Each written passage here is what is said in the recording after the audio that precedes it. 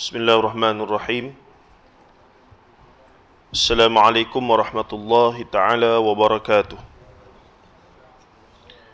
Innal hamdalillahi nahmaduhu wa nasta'inuhu wa nastaghfiruh wa na'udzu billahi min shururi anfusina wa min sayyiati a'malina. Man yahdihillahu fala mudilla lahu wa man yudlilhu fala hadiya lahu. Asyhadu an la ilaha illallah wa asyhadu anna Muhammadan abduhu wa rasuluh.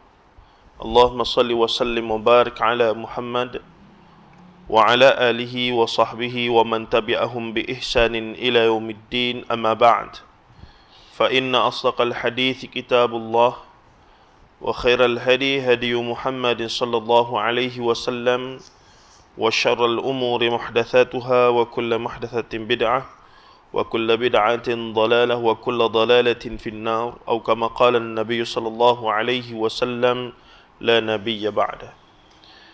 Yang bahagia pengerusi dan hadirin hadirat, ibu-ibu ayah hormati sekalian. Baik, hari ini kita masuk bab yang kedua. Tajuknya faham alam dan makhluk ghaib di alam Melayu sebelum muncul konsep agama. Apa yang kita nak fokus dalam bab ini? Kita kena faham latar belakang sejarah perkembangan agama di alam Melayu ni sebelum munculnya konsep-konsep agama. Agama ni dia ada ciri-ciri dia lah. Antaranya ada kitab suci, antaranya ada ritual-ritual dan seumpamanya. Jadi agama yang betul-betul secara sejarahnya bertapak dan kita kata mempengaruhilah perkembangan ketamadunan sejarah alam Melayu ni, secara umumnya disebut yang pertama agama Hindu ataupun Buddha, kemudiannya dan kemudian Islam. Jadi dia punya turutan tu disebabkan empire yang paling besar Sriwijaya, kemudian Majapahit, dan kemudian barulah Samudra Pasai dan empire Melaka. Samudra Pasai dan Melaka tu dah Islam lah. Jadi sebelumnya Majapahit lebih kepada Hindu ataupun Buddha, dan dia ada pertindanan lah. Itu pun kalau pergi detail lagi, kawan-kawan saya yang kaji detail lagi, ada seorang kawan saya ni, dia bidang sejarah, dia kaji tentang agama Buddha, dia kaji tentang sejarah agama Buddha zaman Sriwijaya di UIA. Dia buat di UIA. Jadi dia kaji tentang lebih detail lagi. Mazhab, kalau kata agama Hindu dan Buddha tu, mazhab yang mana ketika itu yang datang di alam Melayu. Dia ada Ramayana, dia ada Mahayana, beberapa mazhab. Macam kita jugalah. Jadi Hindu dan Buddha ni pun dia ada aliran-aliran mazhab-mazhab dia. Jadi seorang sahabat saya lagi, pensyarah daripada UFSI, bidang undang-undang, tapi dia minat sejarah. Dia kata antara sebab yang mudah orang Nusantara ni terima Islam, ketika itu empire yang paling besar adalah Jawa lah. Antara lain sebab Hindu dan Buddha yang di area kita ni, dia yang jenis tidak terlalu fokus kepada pemujaan patung. Jadi dia adalah sebab musabab yang menyebabkan mereka ni lebih mudah untuk terima Islam berbanding dengan yang aliran Buddha di belah-belah Thailand dan seumpamanya, Siam, yang terlalu fokus kepada idol, pemujaan kepada patung-patung. Jadi dia macam lebih mudah terima, antara dikatakan mudah terima Islam tu sebab bukanlah konsep tu sama, tapi dia kurang ada faktor-faktor yang menyekat itu. Baik. Tetapi ada yang lebih menarik adalah seorang lagi pensyarah dalam bidang arkeologi daripada USM, dan dia ni boleh kata dia saja sekarang di Malaysia yang boleh baca bahasa Sanskrit, bahasa Jawa kuno Sanskrit, dan dia punya PhD dibuat di Peshawar di Pakistan. Satu kampung ataupun satu universiti yang memang duk ajar lagi bahasa Sanskrit. Jawa kuno pengaruh besarnya daripada Sanskrit. Ni dia belajar Sanskrit yang asal. Kerana apa? Untuk nak baca, dia panggil kita punya manuskrip lama tu, ataupun dia panggil apa nama, Allahumma salli Muhammad, istilah arkeologi ni, batu-batu bersurat apa semua ni lah, yang banyak dia ukir dalam bahasa Jawa kuno, dia panggil Kawi ataupun Pali, iaitu banyak pengaruh daripada bahasa Sanskrit asal. Sanskrit tu bahasa asal Hindu Tamil tu lah. Nah, jadi apa berlaku, dia dihantar oleh USM, prasasti dia panggil. Ni batu bersurat apa semua ni. Di Indonesia banyak lagi. Jadi dia dihantar oleh USM untuk buat PhD di sana. Nama Dr. Roziadi Kau, pelik sikit nama dia. Nasha Rozadi Kau. Dia dihantar ke sana buat PhD dan mesti belajar bahasa Sanskrit. Jadi luar biasa lah tuan-tuan. Jadi dia seorang je barangkali di Malaysia sekarang boleh baca prasasti kuno yang ada di Jawa apa semua tu. Kalau jumpa, tengok bawah rumah tuan-tuan, kokok jumpa batu-batu bersurat tu, kena hantar, bagi dia baca apa benda kandungan tu. Ini satu benda yang orang tak berapa minat, tapi bagi orang yang duduk dalam bidang, penting untuk kita faham. Dan dia sendiri kata, sebab kerajaan paling tua di semenanjung tanah Melayu ni sebenarnya Kedah Tua. Empire Kedah Tua tu, Lembah Bujang ataupun kawasan-kawasan sana lah. Dan bila didakwa sebagai agama Hindu dan Buddha ni satu agama yang, bila kita sebut dulu alam Melayu ni agama Hindu, agama Buddha, maka kita punya fikiran seolah-olahnya macam Hindu dan Buddha ni agama semua orang macam Islam hari ni. Boleh faham maksud saya? Hari ni kita boleh kata majoriti daripada orang di alam Melayu ni, tak kira lah Jawa ke Minang ke apa semua, asalkan sebut alam Melayu Nusantara, memang semua tahu majoriti Islam, majoriti lah 70%, 80% boleh kita kata begitu. Jadi bila kita sebut dulu ni alam Melayu kita ni, Nusantara ni, agamanya adalah Hindu dan Buddha, maka apa yang terbayang di kepala kita macam Islam hari ni. Sebenarnya tidak. Dia tak sampai tahap tu sebenarnya. Dan Dr. Nasha ni kata, bila dilihat balik, walaupun ada peninggalan monumen Borobudur lah apa semua tu, dan di di candi-candi dia panggil, dan di Kedah Tua, di Lembah Bujang tu ada candi-candi tu, dia kata bila ditengok balik, bila dinilai balik, ternyata agama Hindu dan Buddha ni tak boleh nak kata agama semua masyarakat yang ada zaman tu. Tapi dia agama hanya segelintir golongan atasan, golongan bangsawan yang berada di keraton-keraton. Keraton ni macam istana lah, kawasan kita kata terlarang, kawasan khusus. Orang-orang bangsawan punya agama saja. Sebab nature agama Hindu Buddha ni dia menerima kasta. Jadi orang awam yang duduk luar apa semua ni tak kisah agama apa pun. Yang penting istana, raja-raja apa semua ni agamanya Hindu Buddha. Sebab tu bezanya bila Islam datang. Sebab bila Islam datang, semua orang kena jadi Islam dan semua orang mesti belajar. Wajib utlubul ilmi faridatun ala kulli muslim wa muslimat. Maksudnya dalam agama Hindu dan Buddha, dia tak wajibkan semua orang belajar. Jadi yang belajar ni siapa? Orang istana, anak raja, tok-tok sami. Sebab tu strata dia, yang pertama kesatria, Brahman, raja-raja. Yang kedua kesatria. Yang ketiga para pendeta, para tok-tok bomo, tok-tok alim dia lah. Jadi golongan ni dia tak mengajar orang bawah. Dia duk mengajar golongan bangsawan-bangsawan dia saja. Itu bezanya. Bila Islam mari, Islam merobohkan perkara itu. Semua orang berhak untuk ilmu. Siapa rajin, siapa daya usahanya lebih, siapa sanggup luangkan masa, siapa sanggup mengembara, dia boleh jadi orang alim. Ini Islam. Jadi Islam telah datang bawa budaya baru. Awak keturunan ulama ke, awak keturunan, hatta awak anak luar nikah sekalipun. Awak anak orang bukan Islam pun, kalau awak belajar betul, masuk lain yang betul, mengaji betul daripada silibusnya, ikut dia punya begitu-begini, awak berhak untuk jadi orang alim satu masa, untuk jadi agamawan. Ini Islam kita. Tapi bagi agama-agama, setengah agama lain itu, kalau awak bukan anak raja, zaman itulah, kalau awak bukan anak raja, awak ni orang yang tidak ada pengaruh, awak dilahirkan sangat biasa macam orang beramal, melainkan bila awak lahir itu ada keajaiban-keajaiban yang diwar-warkan, maka awak dilihat ada superpower, ada karamah lah maksud kita, ada kelebihan-kelebihan yang melayakkan untuk sekian-sekian. Itu latarnya. Jadi di sinilah menarik dalam bab 2 ni tuan-tuan. Tajuknya faham alam dan makhluk gaib di alam Melayu sebelum muncul konsep agama. Secara umum kita dah bahas dah sebelum ni. Ketika mana tengok tu, saya sebut, cuba bayangkan diri kita sekarang berada di semenanjung tanah Melayu pada zaman sebelum Islam, malah sebelum zaman Hindu dan Buddha. Yang ni bila ni?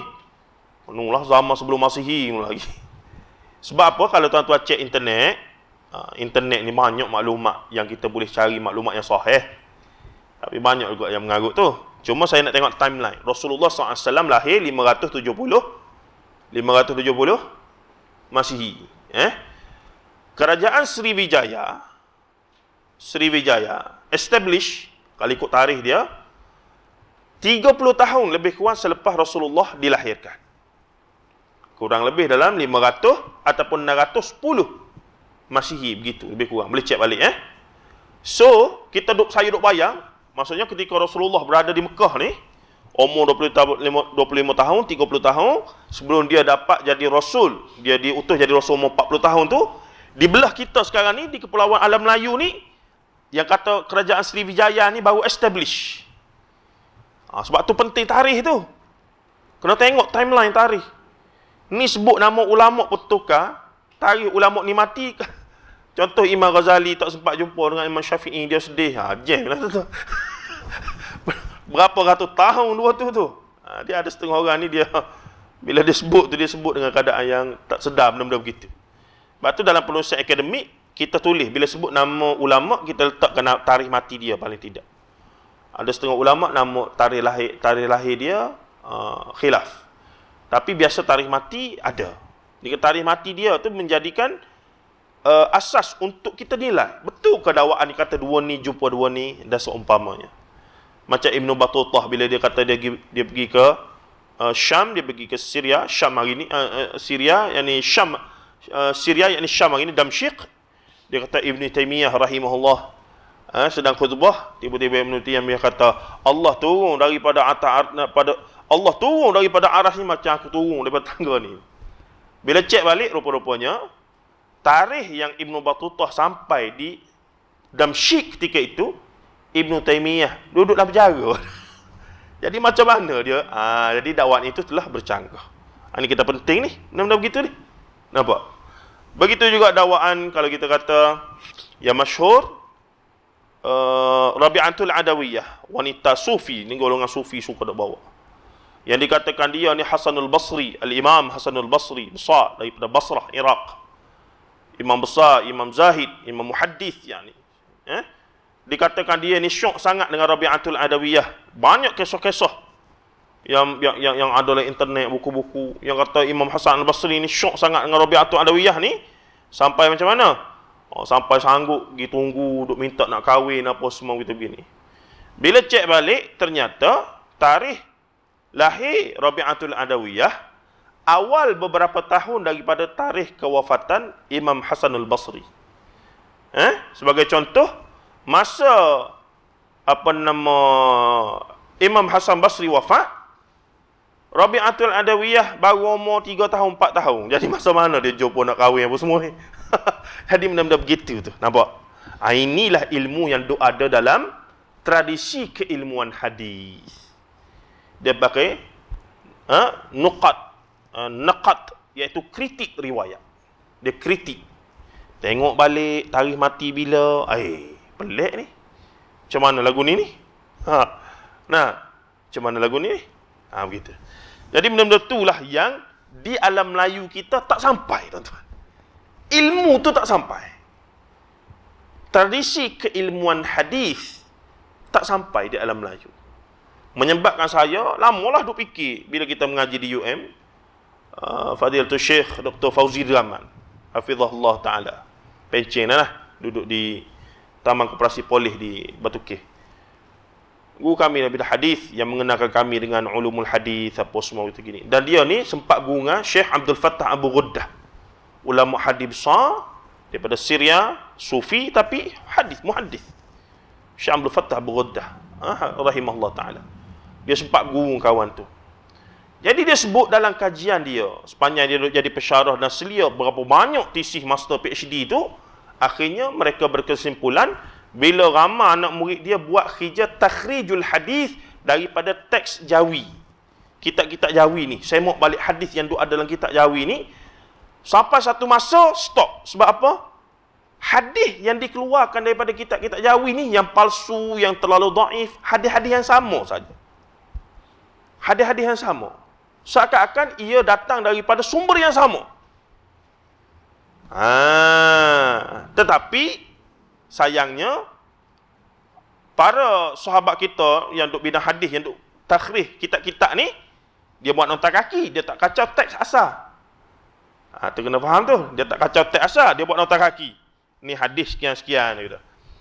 Jadi bila dia buat tu, kesimpulannya hadis palsu yang duk berlegar di alam Melayu ni hadis yang sama. Cuma sayangnya mereka tak pergi jauh sikit lagi. Mereka tak jelaskan bagaimana hadis-hadis palsu ni sampai ke alam Melayu, bertapak, establish dan kemudian berkembang, kemudian menjadi satu kebiasaan dalam pengajian-pengajian agama. Itu mereka tak bincang. Bila saya tengok mereka tak bincang, saya ambil peluang tersebut. Itulah yang saya tulis buku, kalau tuan-tuan ingat sebelum buku ni, Israiliyat, Hadis Maudha dan Fitnah Sirah di alam Melayu. Untuk jelaskan bagaimana transmission, genealogi ataupun dia punya kita kata sanad lah, perjalanan benda tu mari nak boleh sampai alam Melayu. Dia tak akan muncul tiba-tiba, dia mesti ada jalan dia. Mari daripada siapa, daripada mana, kelompok mana, aliran mana. Jadi persoalan itu saya cuba jawab dalam buku tersebut. Dan kita mendapati ulama-ulama alam Melayu daripada abad 15, 16, 17, 18, 19 ni, tidak lainlah mereka ni semuanya ambil ilmu di Makkahil Mukarramah. Guru-guru mereka semua daripada Mekah belaka. Dan ketika itu di Mekah, aliran yang menjadi arus perdana bukan aliran hadis.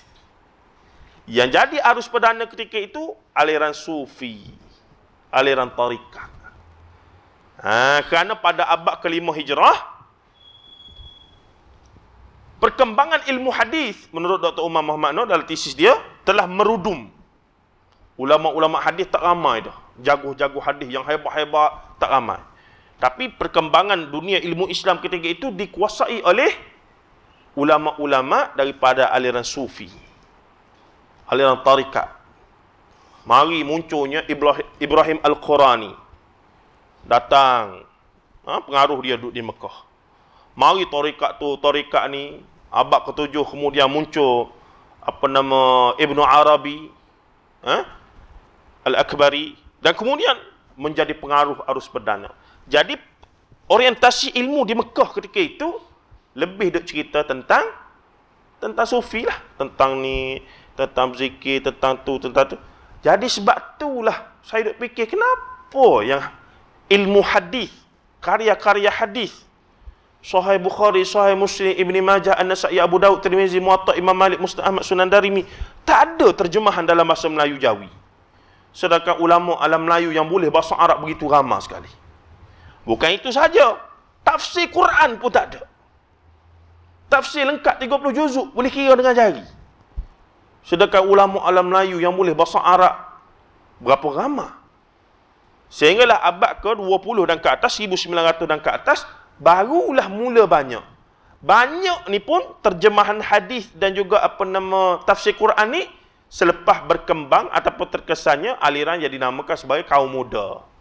Munculnya aliran yang dinamakan kaum muda ataupun dia panggil aliran golongan padri daripada Sumatera yang kemudian terkesan jugalah di semenanjung tanah Melayu kita ni. Barulah muncul tafsir-tafsir. Itu pun tak banyak, berapa saja.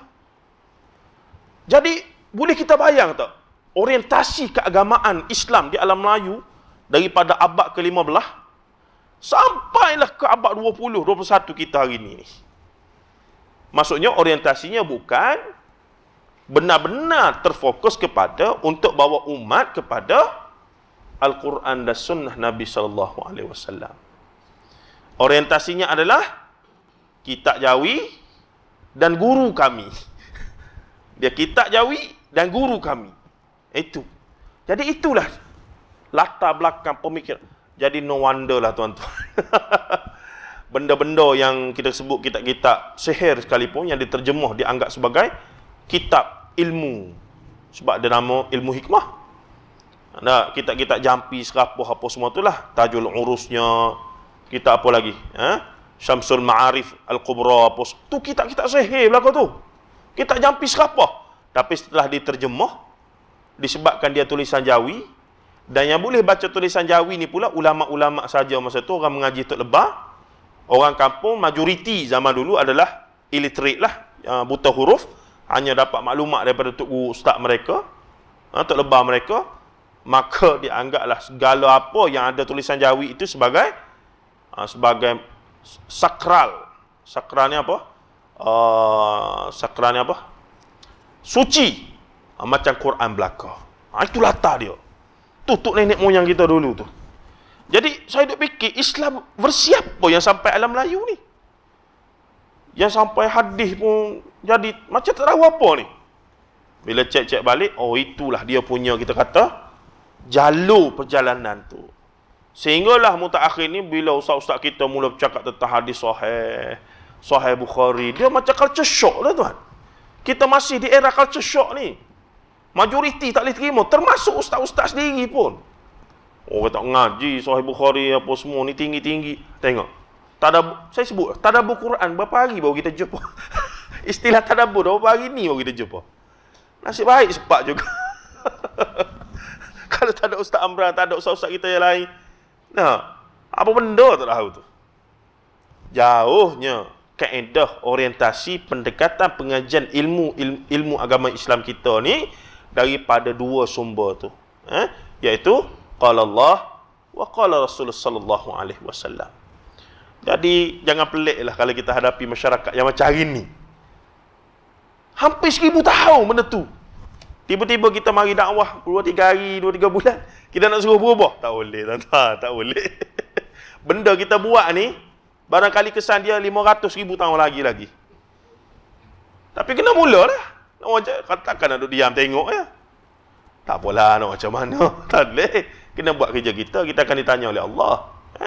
Buatlah setakat yang kita mampu. Tapi nak lihat kejayaan satu Malaysia menjadi menjadi aliran yang terbuka dan juga lebih fokus kepada meninggikan sunnah Nabi SAW. InsyaAllah satu masa akan berubah. Sebagaimana satu masa Mu'tazilah boleh menguasai 3 raja yang berbeza zaman Abbasiyah, pada zaman Imam Ahmad bin Hanbal radhiyallahu anhu, sehingga 3 khalifah bertukar tangan, semua seksa Imam Ahmad bin Hanbal. Tapi panjang umur Imam Ahmad bin Hanbal, sultan-sultan khalifah-khalifah ni mati dulu, Imam Ahmad bin Hanbal kemudian diangkat menjadi imam kabir al-ummah ketika itu. Akan berubah.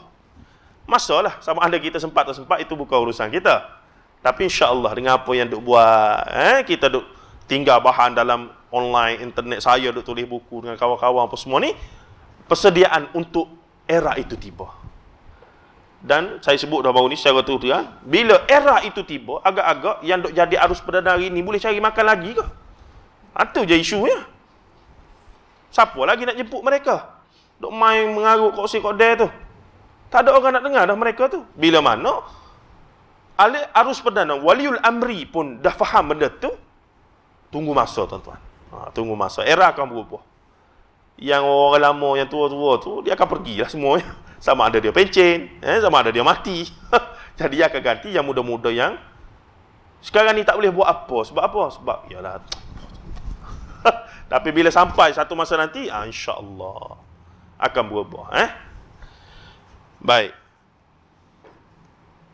Kemudian katanya di sini, mereka itu, orang zaman tu ni, kita ni, bila kita bayang kita duduk zaman tu, dan mereka ini akan diuji macam-macam mana pun dengan 5 perkara yang disebutkan suratul Baqarah ayat 155 tu. Pada bab-bab sebelum ni kita bincang, walanabluwannakum bisyai'in minal khawfi wal ju'i wa naqsin minal amwali wal anfusi wath thamarat wa basyiris sabirin. Jadi ada 5 ujian. Yang mana mereka akan diuji lah. Bila diuji, cuba bayangkan orang yang tak ada panduan wahyu. Kita hari ni kena uji dengan banjir ke apa semua, at least kita dah ada panduan. Kena sabar, ni ujian Allah, akan ada hikmah, gini. Tapi orang zaman dulu yang tak ada agama ni, macam kita tengok orang yang, ialah macam orang, nak kata orang asli itu tidak lah, tapi orang yang tak ada agama, bila mereka diuji dengan benda-benda begini, macam mana mereka nak bereaksi kepada ujian-ujian ini. Tetapi, disebabkan saban tahun mereka menghadapi isu-isu yang sama, mereka pun hidup lama, akhirnya mereka jadi ada pengalaman. Mereka ada ilmu. Oh, tahun ni, setiap tahun bulan 12 musim tengkujuh. Tahun lepas berlaku banjir besar. Jadi tahun ni kami kena buat persediaan. Itu adalah sifat yang Allah Ta'ala bagi pada manusia. Dia panggil sunnatullah, ataupun dia panggil, kita kata, satu sifat semula jadi. Bila Allah Ta'ala bagi akal, walaupun tak ada wahyu, akal ini akan sentiasa berkembang. Dia akan cari solusi penyelesaian dan seumpamanya. Tuan-tuan dan puan rahimahullah Ta'ala, secara azali kita sebagai Muslim bernasib baik kerana dilahirkan dengan satu maklumat yang jelas tentang siapa Tuhan kita dan apakah hakikat alam dan makhluk dan alam ghaib berpandukan wahyu, yakni Al-Quran dan As-Sunnah. Kebenaran tentang nas tersebut pula boleh disahkan secara naqli, yakni secara intelektual. Atau paling tidak, mereka yang lahir pada zaman Hindu dan Buddha juga membesar dengan konsep keagamaan yang jelas sebagai panduan agama mereka. Tetapi tidak bagi tok nenek kita yang hidup pada zaman sebelum itu. Paling tidak, orang yang duduk era zaman Hindu dan Buddha, bila mereka menghadapi ujian-ujian itu, mereka ada benda mereka nak puja. Mereka pergi pada dewa-dewi mereka lah. Tapi orang yang tak ada agama dulu ni, dia nak cari siapa? Dia lost lah. Dia jadi cari-cari siapa dia yang dia nak merayu, meratap, nak meluahkan perasaan kepada siapa ni.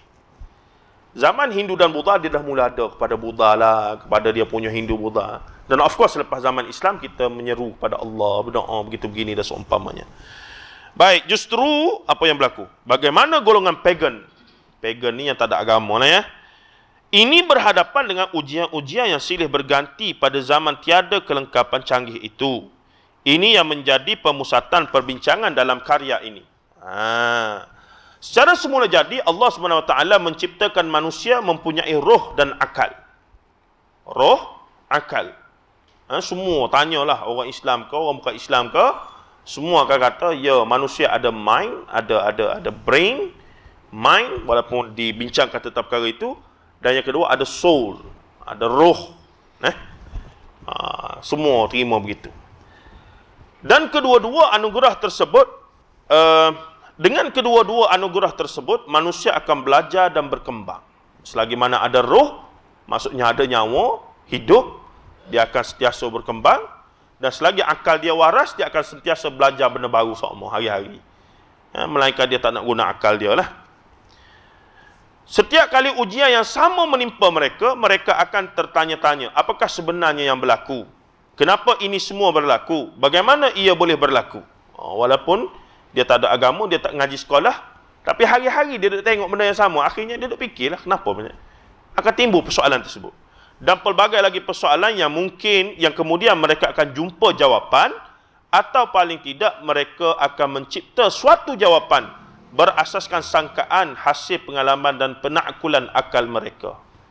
Sebagai contoh, golongan falsafah pada zaman Greek Roman, Hellenistik, zaman Plato, Aristotle apa semua tu, zaman yang sudah tamadunnya hebat, mereka mula bincang benda-benda gaib lah. Benda-benda metafizik dia panggil. Metafizik, falsafah. So mereka duk khayal, Tuhan ni ada ke tidak sebenarnya? Tengok. Siapa yang cipta alam? Dia panggil, min aina jikna, daripada mana kita ni muncul ni? Alam ni muncul daripada mana? Maka ada ahli falsafah kata, sebenarnya yang kita tengok semua ni tak betul pun, khayalan belaka.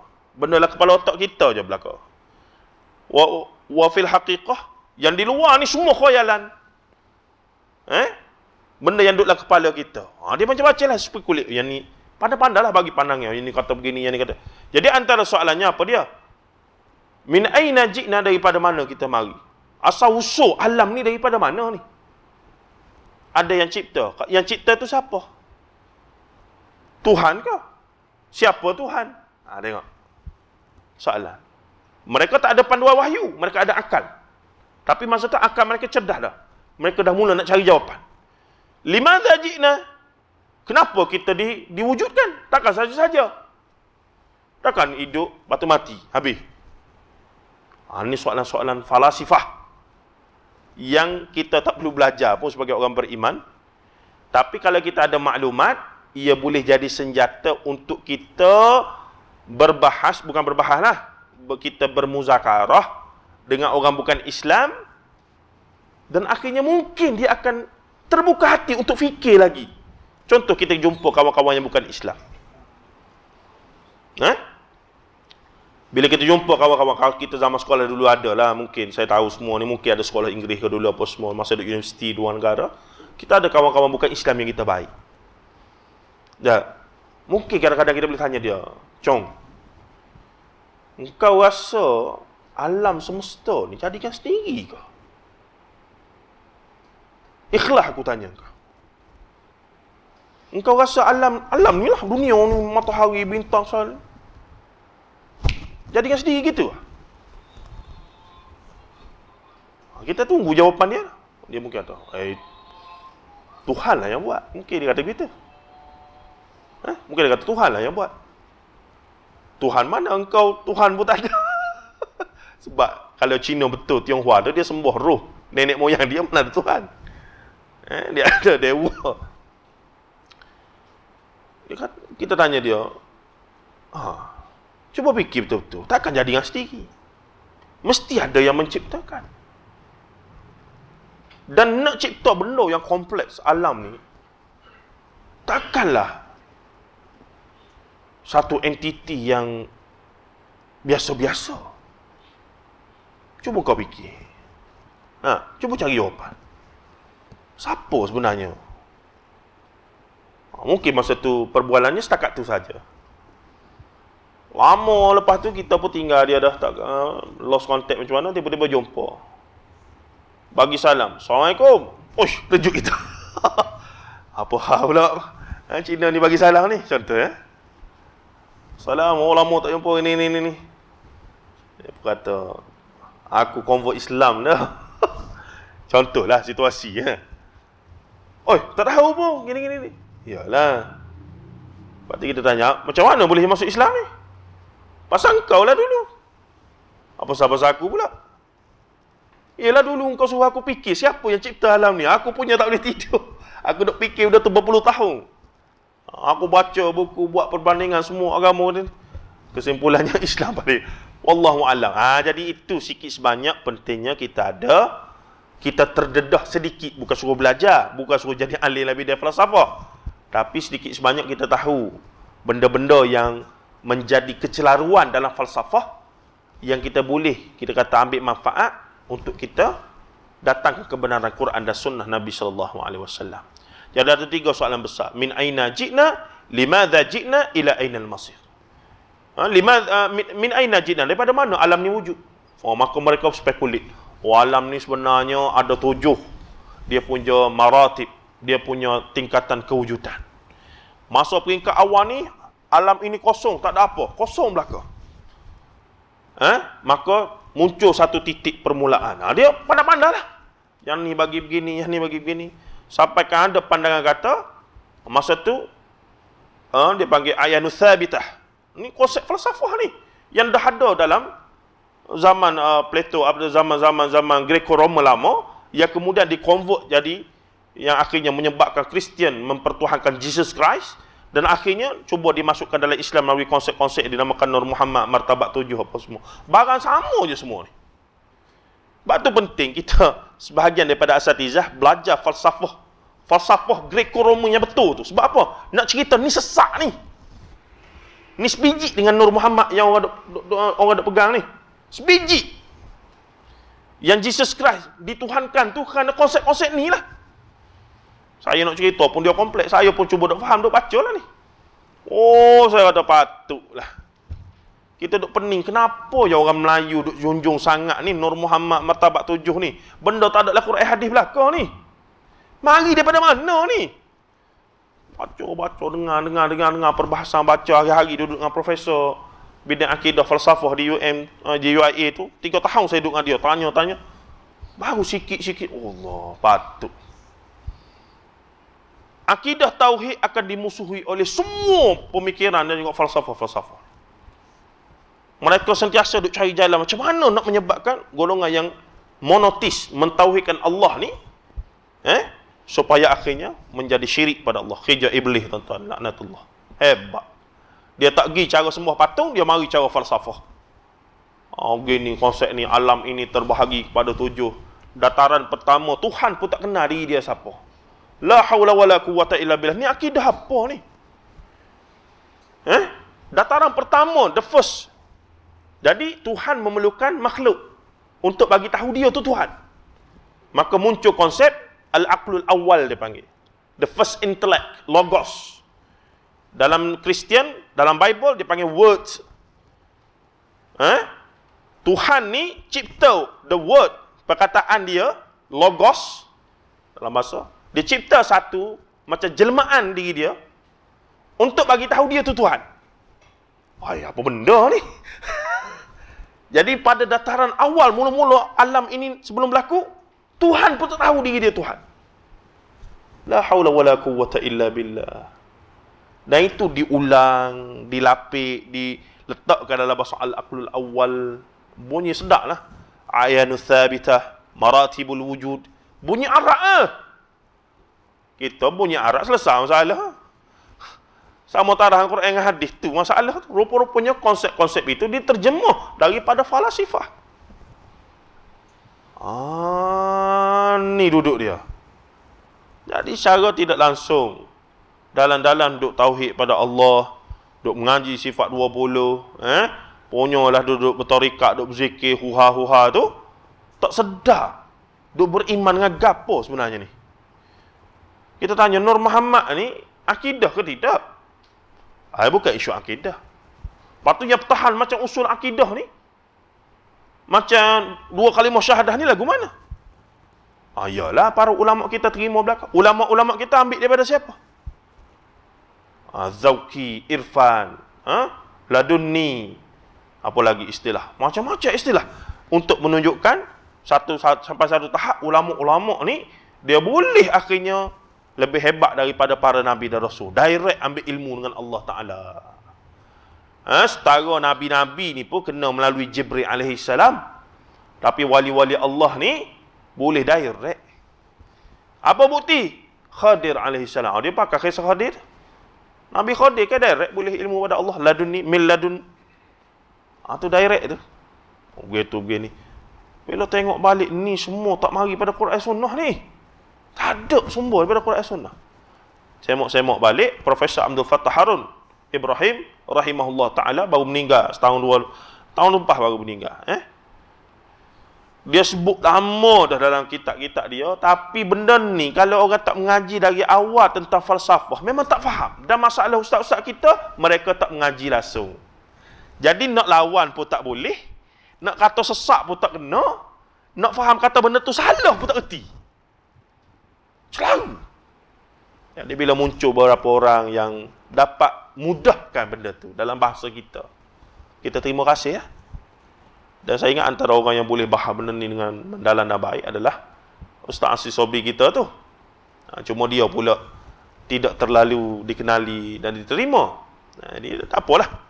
Tapi itulah benda-benda yang rupa-rupanya nampak macam tak penting apa semua. Tapi itulah punca rosaknya yang namanya akidah tauhid. Tanpa kita sedar.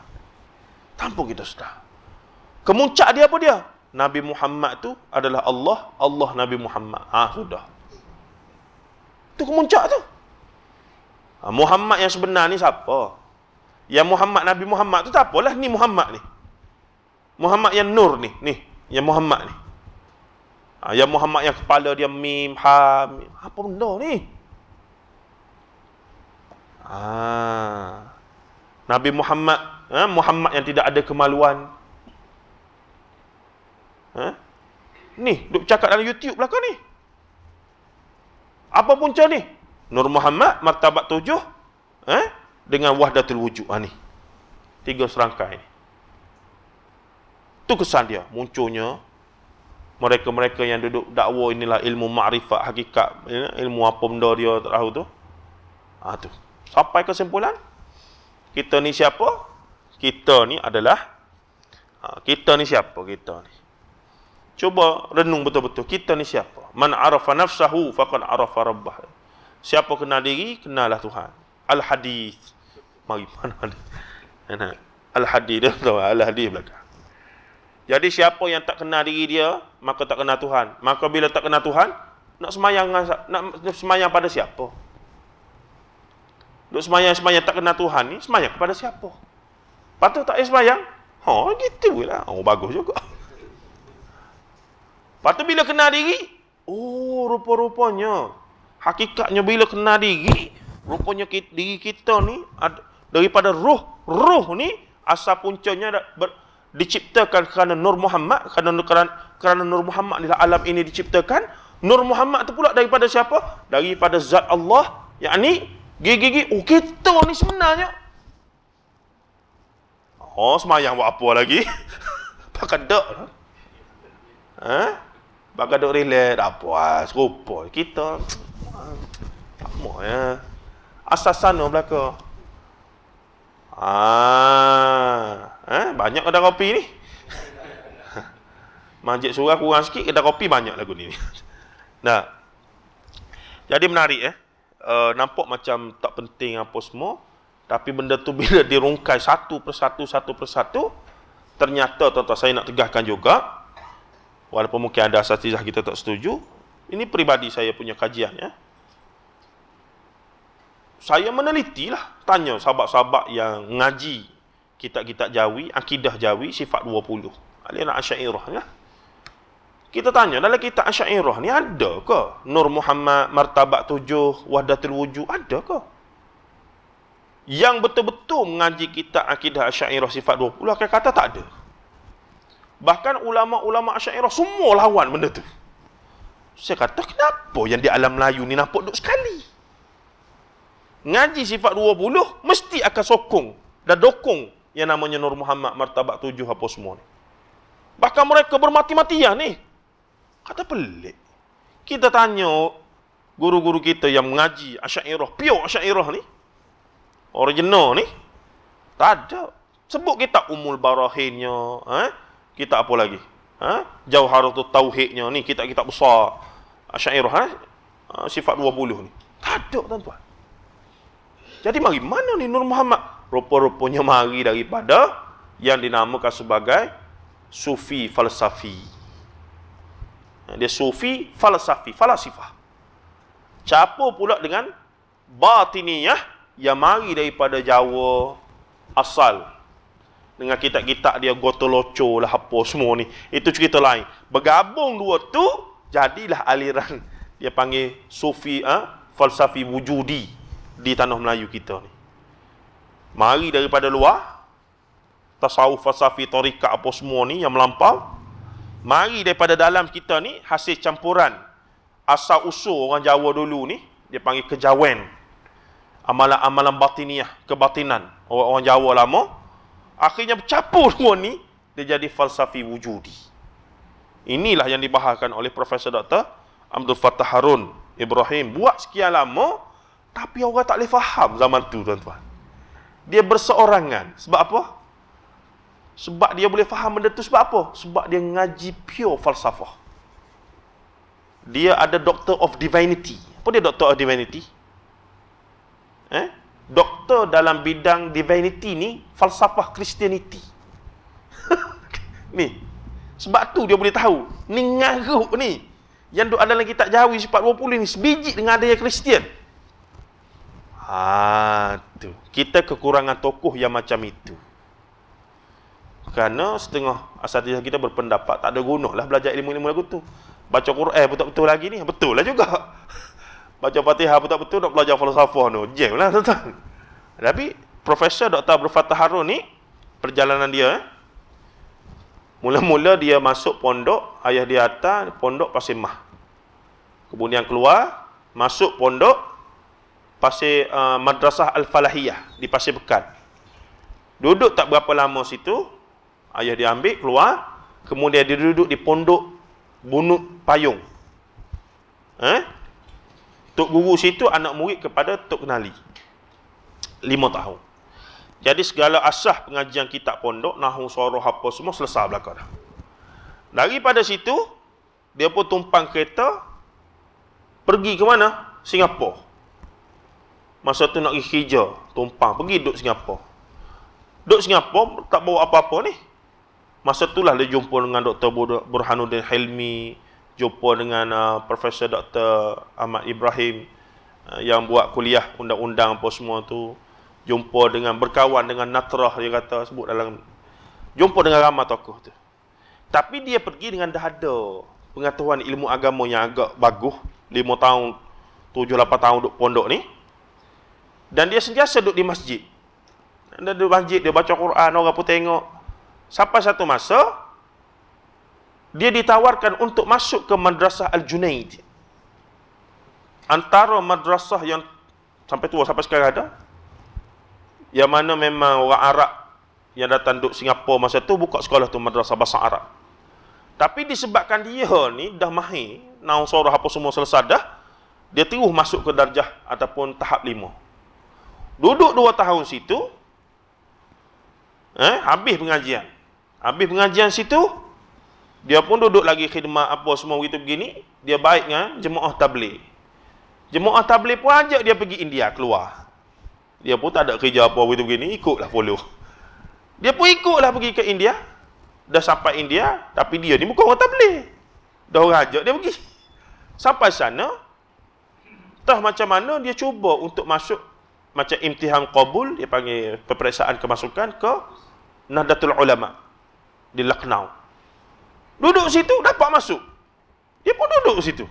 Duduk setahun, wakil Al-Azhar mari ke Nahdlatul Ulama ni, Nahdlatul Ulama ni untuk cari orang apa semua. Dia pun pergi tanya macam mana dia nak sambung belajar begitu begini. Ketika itu siapa dia jadi embassy di India ni. Ni tahun 60-an tempoh hari ya. Dia pergi jumpa begitu begini. Syekh Mesir ni, ulama Mesir ni bagi satu jaminan surat untuk recommend dia masuk Azhar. Setelah test dia baca kitab begitu begini, nampak memang yalah selesai belaka dah. Maka dia nak pergi tu, dia cari dana. Jumpa dengan duta Malaysia di India ketika itu. Masa itulah dia jumpa dengan almarhum Tok Gani Aziz di India. Di India sambut kemerdekaan sama-sama tahun 1957 di embassy. Ada gambar sekali. Maka daripada situlah pergi duduk di Azhar. Duduk di Azhar ni selama 8 tahun. 7 tahun dekat 8 tahun. Dan dia grad daripada Fakulti Syu'bah Akidah dan Falsafah dengan best student keseluruhan. Dapat pingat daripada Jamal Abdul Nasir, Presiden Mesir ketika itu. Ni Prof. Taharum tu, Ibrahim ni. Luar biasa tuan-tuan. Balik, khidmat di Kolej Islam Kelang, PJ. Tak berapa lama, tahun 80-an, nak upgrade jadi UKM, Pengajian Islam. Di Bangi. Kolej Islam Kelang tu nak upgrade. Dia pun dihantar ke Amerika Syarikat untuk sambung Master dan PhD. Master PhD dia dalam bidang Doctor of Divinity, iaitu Doktor Falsafah dalam Falsafah Christianity. Tuan-tuan bayang tak latar belakang pengajian dia dari ke mana? Jadi bila dia balik, dia bincang benda akidah, syubhat akidah.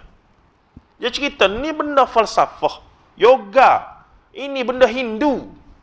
Ni benda ni memang ada, bukan senaman-senaman biasa, memang pemujaan. Orang duk buat senama yoga tu satu jenis ritual untuk dia express, dia mencari soul, dia punya apa roh dalaman tu untuk bercantum balik dengan roh besar iaitu Atman dengan Brahman. Kita tak tahu apa lah. Benda. Yoga lah, senaman lah. Akrobatik gitu je lah. Tak bagi. Tapi masa dia sebut benda tu, tak ada orang faham. Apa benda pocik ni. Dan dia tulis bahkan ketika itu Jaking apa semua, ada banyak manfaat dan banyak je resak yang disekat. Masa itu dia jadi narasumber, tapi tak ada orang yang kemudian meneruskan legasi dia. Sebab tak ada orang faham. Saya duk jumpa dengan pensyarah-pensyarah UIE yang pernah belajar dengan dia pun kata, kami belajar dulu, belajar dah belakang ni. Ni belajar dah belakang ni. Tentang logos apa semua, the words, ini tentang apa semua, belajar belakang dah. Tentang apa nama Nur Muhammad apa semua, Ayanus Thabitah, logos, belajar lah. Falsafah lah. Tapi masa tu belajar dengan keadaan tak faham. Tapi bila lama lepas tu, nampak ni lah antara benda yang kita tak perasan, yang kita terlepas pandang. Antara kita, banyaknya kita duk fokus Quran Sunnah, tapi kurangnya asatizah kita yang menguasai masalah sebenar. Kena belajar masalah tu, nak faham masalah tu. Jadi dengan belajar dan faham itulah baru boleh cerita betapa jijik, betapa dahsyat, betapa teruknya yang namanya falsafah ni. Sekadar hari ni duk kata, ni falsafah barat, ni falsafah barat, tu semua boleh sebut, tuan-tuan. Budak sekolah rendah boleh sebut, ni falsafah barat, tak betul. Tapi nak kata, kenapa yang tak betul tu? Apa yang menyebabkan jadi salah tu? Kenapa yang jadi nampak bercanggah dengan akidah tauhid ni? Macam mana dia menyusup dan akhirnya rosakkan yang namanya akidah tauhid? Macam mana kemudian dia jadi satu gerakan yang akhirnya merosakkan satu tamadun bahkan. Ini benda-benda yang insya-Allah semakin terbuka mutak. Sebenarnya bila saya duduk dengan bapa asatizah kita yang duk buat kerja macam ni, mereka kata sebenarnya ramai yang tahu. Tapi sehingga hari ni tak ramai yang berani sebut secara terbuka, kerana mereka tahu kalau sebut secara terbuka, pertamanya akan melawan arus perdana lah. Satu, dilihat lawan arus perdana. Kita ni tak apalah, memang memang dari awal berlawan dah. Yang baru-baru ni dia kata kalau sebut. Yang kedua, dia tengok kalau dia sebut pun dari sudut kefahaman daripada masyarakat tu tak dapat nak faham lagi benda tu. Jadi dengan adanya sikit demi sedikit perbahasan tentang perkara tersebut untuk mendedahkan rupa-rupanya api dalam sekam yang merosakkan perkembangan akidah tauhid di alam Melayu ni, rupanya mari daripada dalam Islam sendiri, bukan luar. Bukan Hindu, bukan Buddha apa semua ni, itu luaran. Yang dalam ni sendiri ni juga cukup dahsyat sebenarnya. Jadi tersekat kita. Islam semaya tunggak-tunggak, jumpa Tok Bomo. Islam pergi haji 3-4 kali dah. Tapi pakai tangkal, percaya pada jin apa semua begitu begini. Sebab bagi dia tak ada masalah, campur aduk. Sinkretis. Tuan-tuan Bapak rahimahullah. Kita pergi sikit lagi. Jadi kemudian atas desakan persoalan yang muncul di benak mereka yang memerlukan jawapan, pemikiran kreatif mereka mula mencipta jawapan paling logik yang mereka mampu hasilkan. Manusia ada akal, mereka akan fikirlah. Kemudian maka muncul konsep mempercayai bahawa setiap kejadian dan makhluk di alam ini ada semangatnya. Mula muncul teori. Dia duk tengok alam berubah, angin bertiup. Ni ada benda yang kontrol ni. Tapi dia tak tahulah Allah, sebab dia tak dapat wahyu ni. Cerita tu 10,000 tahun dulu, 5,000 tahun dulu ni. Jadi dia tak fikir, siapa yang bergerak ni? Macam cerita satu novel, satu hikayat, Hai Ibn Yaqzan. Ditulis oleh seorang ulama, oleh orang sufi. Ibn Tufayl nama dia. Ibn Tufayl dia tulis satu macam novel, hikayat, namanya Hai Ibn Yaqzan. Hai kehidupan, Yaqzan, Yaqadha. Yaqzan, jaga kehidupan. Ceritanya dia terdampar di satu pulau. Kemudian dia telah dibela oleh seekor kambing. Kalau janggebuk barat dibela oleh gorila. Ini kambing. Kambing ni menyusu dia, dia pun jadi besar, umur 4-5 tahun. Mak angkat dia kambing ni mati. Mati tu dia tengok. Dia ni manusia, tapi tak bergaul dengan manusia, duduk dengan binatang besar. Mak dia kambing ni mati, mak akak dia yang di pulau ni mati. Dia pun tengok daripada kambing tu lama-lama jadi lemah, duduk kemudian baring, nampak bergerak-bergerak lagi, dan tiba-tiba tak bergerak, dah mati. Dan bila mati tu, lama-lama merepuk jadi tinggal tulang saja. Jadi dia sebagai manusia ni, secara fitrah dia berfikir, macam mana jadi macam tu? Kenapa lepas hidup mati jadi proses lagu tu ni? Jadi dengan sendiri ke? Lepas tu dia tengok alam berubah hari-hari, matahari keluar balik. Jadi benda tu menyebabkan dia sebagai manusia biasa ni akan berfikir, macam mana boleh jadi begini ni, hari-hari macam ni. Siapa? Nampak. Fitrah nak kata manusia, Allah Ta'ala bagi akal ni. Dan takdirnya, menurut novel Yahya Ibn Yaqzan ni, satu masa ada orang lain sesat sampai ke pulau dia tu. Berkawan dua tu. Cerita mengarut lah, kalau berkawan bahasa apa dia guna dua tu. Kawan ni tak mengaji bahasa, tapi novel, dia kata novel ni. Jadi berkawan dua tu, bincang, banyaklah mereka bincang dalam novel tu. Bincang, antaranya bincanglah tentang siapa cipta alam gini. Yang kawan yang sesat ni Islam. Dia kata Tuhan lah, Allah begini, bincang.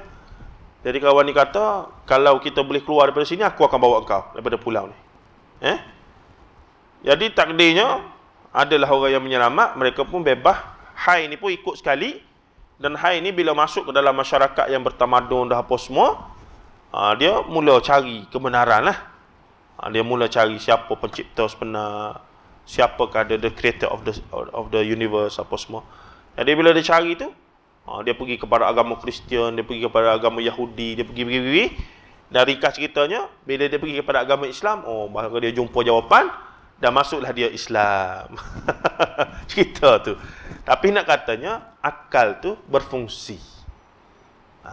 Tu yang kata manusia mukallaf. Allah Ta'ala bagi akal tu. Baik, sikit lagi. Maka timbullah idea tu mari. Dan of course ada peranan iblis di situ bagi panduan, menimbulkan syak wasangka. Maka muncul konsep mempercayai bahawa setiap kejadian makhluk di alam ini ada semangatnya sendiri atau kemudian dikenali sebagai mambang. Itu pada peringkat awal di alam Melayu kita ni. Apabila menyebut mengenai mambang, terus kita akan teringatkan mantra yang pendekar Mustar ajarkan kepada Ramli. Siapa Ramli? Sudin dan Aziz dalam filem Pendekar Bujang Lapuk tahun 1959. Saya sendiri menyangka selama ini ia hanyalah rekaan penulis dialog. Apabila disebut hai, mambang tanah, mambang air, mambang api, mambang angin. Mambang berasal dari gunung Simambang, berdampinglah denganku wahai Simambang. Hanyalah itu pesanku, mambang. Kita duk ingat, sajalah reka apa semua. Tak, ada sungguh konsep tersebut. Dalam kepercayaan Melayu lama ada mambang ni. Semangatlah. Pokok ada mambang dia. Ada semua yang ada pada zahir kita ni ada mambang dia, ada semangat dia, ada spirit dia. Itu konsep yang mula muncul. Di sebalik alam ini ada dia punya batin, ada dia punya apa tu? Konsep roh belum ada. Sebab roh ni, ar-ruh bahasa Arab. Orang Melayu kena roh, kena jin, kena syaitan hanya selepas ada pengaruh Arab. Kalimah tu. Sebelum orang Arab mari, bahkan Islam lebih khusus, mereka tak tahu apa konsep syaitan, jin, iblis apa semua tu. Sebab tu semua kalimah bahasa Arab. Jadi yang ada apa dia? Mambang. Mambang. Dan ini dibahaskan oleh golongan para apa nama antropologis. Kita pergi sikit lagi lah. 2 minit lagi lebih. Rupa-rupanya konsep mambang sebagai semangat kepada 4 unsur utama alam itu memang wujud lama sebelum konsep agama muncul di alam Melayu. Dan 4 unsur. Orang yang kata alam ini, kehidupan ni ataupun bumi ni berasal daripada 4 unsur, siapa dia? Ahli falsafah Greek. Yang kata alam ini, kita ni daripada unsur tanah, air, api, angin. Ni bukan mari daripada Quran Sunnah, tuan-tuan. Ni bukan mari daripada topik Cina apa yang baru-baru ni, yang apa nama. Ni mari daripada zaman Greco-Roman lagi tu. Mereka dah mula tengok alam ini ada 4 unsur. Ini Tok Bomo duk baca, dia kata ni ilmu hikmah, ni ilmu Islam, ni mana nu? Falsafah nu. Orang zaman Greek Rom lama dah nu, dia bincang dah bahawa alam ini kononnya tanah, air, api, angin. Bahkan ada mantra-mantra yang dibaca kena sebut ni. Sebab tu hai mambang tanah, mambang air. Apa maksud dia? Semangat tanah, semangat air, semangat api, semangat angin. Ataupun Tuhan lah. Penjaga. Konsep Tuhan lah orang yang jaga, yang ada kuasa. Wahai Tuhan tanah, wahai Tuhan angin. Begitulah mambang ni. Seruan, pujaan dia tu.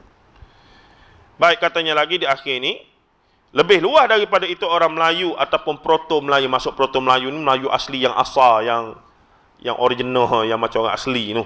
Nah, pada zaman itu kemudian membina kepercayaan bahawa setiap daripada unsur yang ada di bumi ini ada semangat atau mambangnya tersendiri. Semangat dan mambang ini tidak boleh dibiarkan marah, nanti ia akan mengamuk dan bagi itulah kepada manusia. Jangan main. Tiap-tiap tahun kena bagi korban. Nah, tahun lepas lembu seekor. Tahun ni tak nak lembu dah. Nak anak dara gadis sunti pun. Selera jangan main mambang-mambang ni. Dan untuk berinteraksi dengan mambang semangat di alam gaib ni, kena ada orang yang boleh akses apa dia. Mula muncul konsep bomo pawan dukun. Itulah dia punya seka, tuan-tuan. Dia punya seka. Dan ini memang dibincangkan oleh golongan antropologis. Bukan kita reka ni. Memang ada. Memang itulah dia punya, kita kata itu. Okeylah, kita berhenti peringkat akhir ni. Artinya, kepercayaan ini mula berkembang dan membina jawapan kepada persoalan siapakah yang dan apakah di sebalik ujian-ujian besar, khususnya 5 ujian besar yang Allah sudah tetapkan kepada manusia sepanjang zaman itu. Ironinya, sehingga zaman alam Melayu sudah Islam pun, amalan itu masih melekat sebagai amalan malah kepercayaan orang Melayu. Dikatakan bila hendak melalui kawasan yang dikatakan keras, maka perlu minta kebenaran dengan lafaz, tok nenek cucu tumpang lalu. Ini kita dah bincang lama nak. Kerana dibimbangi penunggu tempat itu marah, semangat mambang tempat itu marah, orang yang melaluinya kena sampuk oleh dengan penunggunya. Cuma bila Islam mari, dia tukarlah sikit jadi apa dia? Itu adalah jin. Tu bila Islam mari lah, daripada mambang tu tukar jadi jin. Sebab dah faham, oh jin rupanya. Dia ingat semangat. Jin. Sebab apa Quran sebut jin? Makhluk halus yang tak nampak ni jin. Tapi dalam masa sama, hantu toyo percaya juga.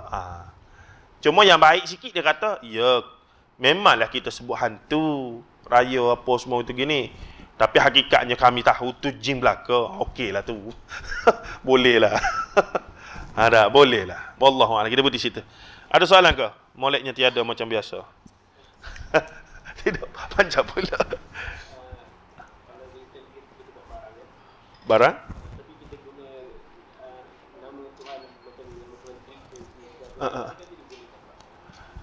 Itulah sekadar nama yang tidak macam kopi Zeus lah. Sekadar nama yang tidak membawa kepada iktiqad asal dia tu, moleknya tidak ada lah. Tapi hari ni kita tahu benda tu sekadar nama je nama. Tak ada isu lah. Macam orang bincang isu patung dalam rumah lah. Patung dalam rumah, sebab ada hadis yang menyebutkan tukang taswir, yakni orang yang melukis gambar ataupun orang yang membuat patung tu, antara yang neraka dibuat untuk bakar dia. Jadi sebagian ulama kerah lah dalam buat gambar ni. Ulama-ulama hadis India sampai haramkan ambil gambar. Tiba-tiba mereka kena pergi buat haji, kena buat gambar pasport. Jadi yang dimaksudkan buat gambar, buat patung tak boleh tu bila melibatkan gambar dan juga patung untuk dipuja macam orang kafir duk buat tu lah. Sekadar nak patung anak kita beli, dia punya babi apa semua, tak ada isu. Tapi bolehnya tiada. Tu. Sebab kita beli patung-patung kecil, Doraemon apa semua, bukan untuk dipuja tapi untuk dimain. Budak-budak tak ada isu lah. Tapi kalaulah dibawa, diletak pada tempat para dan akhirnya menyebabkan jadi tempat puja, ataupun buat sihir cocok apa, bukan kabalah apa dia panggil, wudu. Tu cerita lain lah. Jadi kiahnya begitulah. Nama kalau kira Avengers tu semua tentang tuhan-tuhan pagan tu, Thor lah apa semua mengarut belakang tu. Tapi kita lah kadang kita tahu dan kita intikad benda tu mainan semua, tak ada isu lah. Wallahu a'lam. Boleh? Ada? Ada. Okey. Sallallahu alaihi wasallam Muhammad wa ala alihi washabbihi ajma'in. Walhamdulillah rabbil alamin. Assalamualaikum warahmatullahi taala wabarakatuh.